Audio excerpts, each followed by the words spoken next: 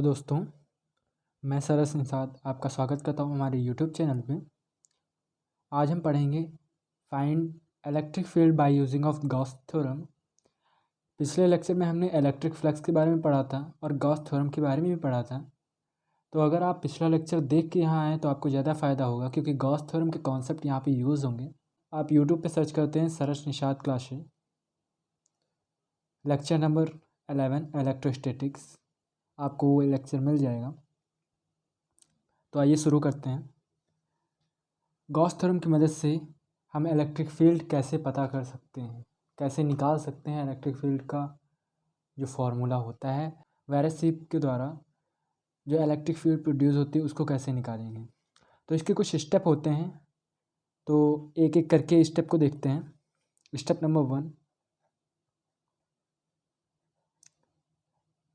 1 होता है कि आप एक गॉसियन सरफेस एज्यूम करते हैं।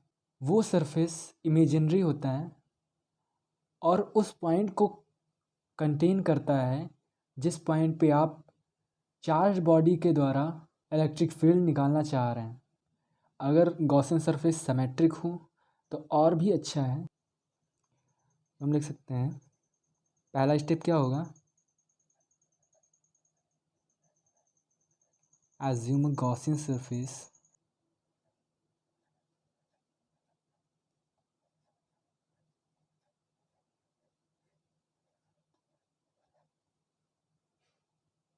which contain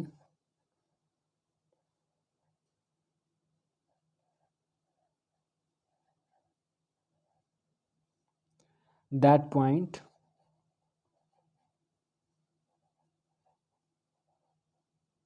on which we want to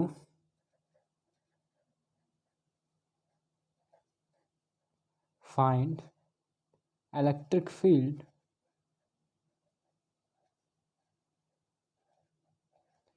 by charged body।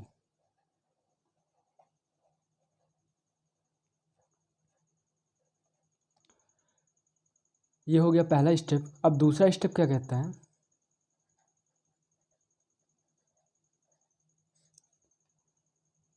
Take a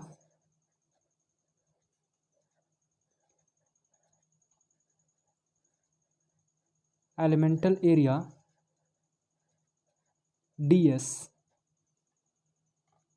from Gaussian surface।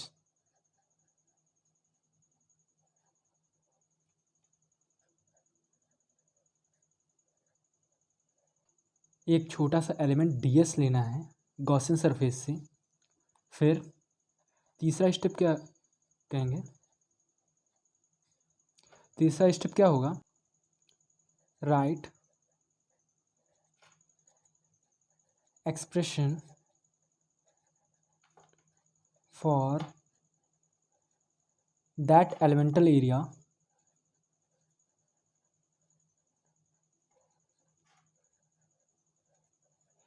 इसमें गॉस थ्योरम का जो एक्सप्रेशन होता है वो लिखना है। वो क्या था, integral of closed integral of E dot D S is equal to Q by epsilon. अब इसको लिख सकते हैं integral of E cos theta D S, क्योंकि यहाँ पे डॉट प्रोडक्ट लगा हुआ है तो कॉस थीटा भी आएगा। और कॉस थीटा में जो थीटा है वो कौन सा थीटा होगा, कौन सा एंगल होगा, वो एंगल होगा इलेक्ट्रिक फील्ड के डायरेक्शन और एरिया वेक्टर के डायरेक्शन का एंगल होगा, उसके बीच का एंगल होगा। तो यहाँ पे हम एंगल 0 मान के चल रहे हैं तो cos 0 1 होता है। और जो इलेक्ट्रिक फील्ड होगी वो हर ds के लिए सेम होगी, तो ई बाहर निकाल लेंगे। तो ये होगा E integration of ds is equal to Q by epsilon. अब जो गॉसियन सरफेस था उसी को छोटा छोटा तोड़ के हमने ds लिया था। तो अगर ds को इंटीग्रेट कर देते हैं, हर ds को इंटीग्रेट कर देते हैं तो हमारे पास क्या मिलेगा, वही गॉसियन सरफेस का एरिया मिल जाएगा लेटस वो गॉसियन सरफेस का ए है, तो E A is equal to Q by epsilon. अब ए नीचे आ जाएगा तो क्यू बाई एप्सिलॉन ए, और ये हमारी इलेक्ट्रिक फील्ड पता चल जाएगी। ऐसे ही हम वेरियस शेप की इलेक्ट्रिक फील्ड निकालेंगे। सबसे पहला शेप हम लेने वाले हैं electric field due to the spherical cell. Electric field due to a spherical cell। Let us suppose that कि ये आपकी कोई स्फेरिकल सेल है, इस पे पॉजिटिव चार्ज है और उस चार्ज की वैल्यू कितनी है, उस चार्ज की वैल्यू है Q। तो हमको निकालना है यहाँ पे किसी P पॉइंट पे इलेक्ट्रिक फील्ड इसके कारण, और ये P पॉइंट है सेंटर से स्मॉल r दूरी पे, स्मॉल r डिस्टेंस है P पॉइंट की इस सेल के सेंटर से, और इस सेल का जो रेडियस है वो कितना है, कैपिटल R।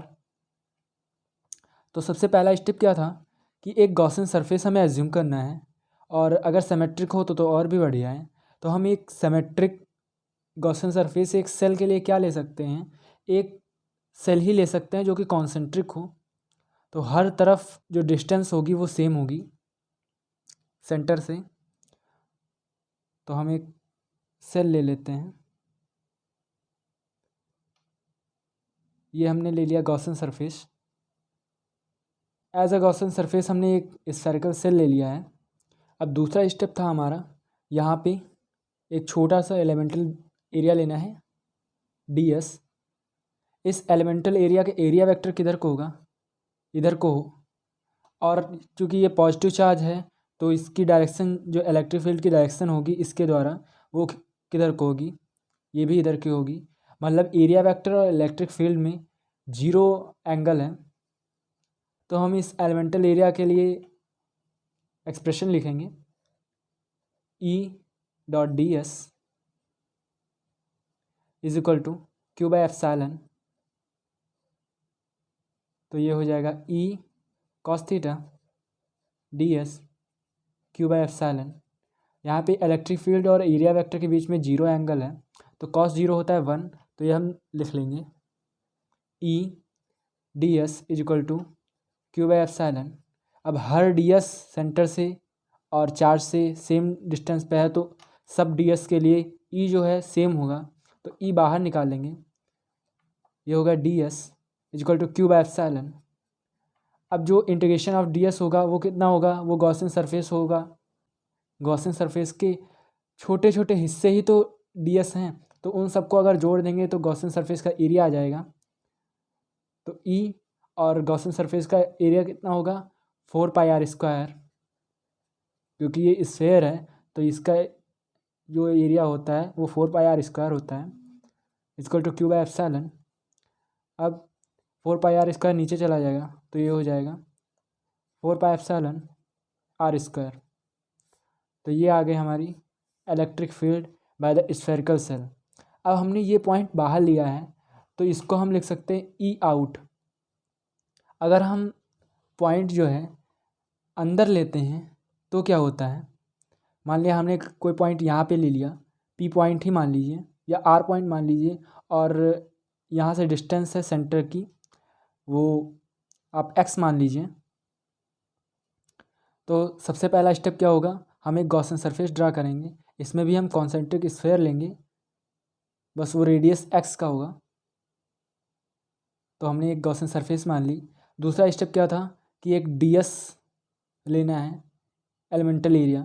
अब ds का जो वेक्टर है वो बाहर को होगा, और पॉजिटिव चार्ज बाहर है तो इलेक्ट्रिक फील्ड अंदर को होगी, तो ये हो गई। अब एरिया वेक्टर और इलेक्ट्रिक फील्ड में 180 एंगल है, तो इसके लिए एक एक्सप्रेशन लिखेंगे E dot D S is equal to Q by epsilon E cos theta D S is equal to Q by epsilon. अब थीटा कितना है 180 है तो माइनस आएगा, तो माइनस ई, और हर डी एस के लिए ई सेम होगा तो ई भी बाहर निकाल लेंगे, तो integration of D S Q by epsilon minus E, integration of D S कितना होगा, इस गॉसियन सरफेस का जो एरिया होगा वो कितना होगा 4π x² क्योंकि रेडियस x है, equal to Q by epsilon. और लेकिन यहाँ पे क्यू कितना है, इस गॉसियन सरफेस के अंदर कितना है क्यू, कोई भी चार्ज नहीं है, तो क्यू तो हो गया 0, तो ये हो गया 0, और ये 4π x² नीचे ले आएंगे 4π x², और ये हो गया एप्सिलॉन, तो 0 अपॉन समथिंग 0, तो ई इन हो गया आपका 0। तो मतलब अगर हम सेल के अंदर की कोई भी पॉइंट लें तो वहाँ पे इलेक्ट्रिक फील्ड 0 होगी, और सेल के बाहर कोई पॉइंट लें तो वहाँ पे इलेक्ट्रिक फील्ड होगी Q/4πε/r²। अब यहाँ पे हम ग्राफ देख लेते हैं इसका ग्राफ। ये एक्सिस बताएगी डिस्टेंस किस चीज़ की, पॉइंट की डिस्टेंस सेंटर से, और ये एक्सिस बताएगी इलेक्ट्रिक फील्ड कितनी हुई। और ये हमारी सेल है, यहाँ पे r = r हो जाएगा, मतलब ये जो डिस्टेंस है वो रेडियस के बराबर हो जाएगी, तो वहाँ पे तो मैक्सिमम होता है। फिर जैसे ही आगे बढ़ते जाते हैं वो इन्वर्सली प्रोपोर्शनल टू r² है, तो इसका जो ग्राफ होगा वो कुछ इस तरह होगा, is inversely proportional to r²। और अगर r से छोटा है, ये स्मॉल r कैपिटल R से छोटा है, तो हम अंदर आ जाते हैं, और सेल के अंदर आप जानते हैं कि ई इन जो होगा वो 0 होगा, तो इसका ग्राफ कुछ इस तरह से होगा। तो ये था सेल के द्वारा जो इलेक्ट्रिक फील्ड हमने निकाली गॉस थ्योरम की मदद से। तो इस वीडियो में बस इतना ही, मिलते हैं अगले वीडियो में जहाँ पे हम अदर शेप्स के द्वारा जो इलेक्ट्रिक फील्ड प्रोड्यूस की जाएगी उसको हम निकालेंगे गॉस थ्योरम की मदद से। तब तक के लिए थैंक यू।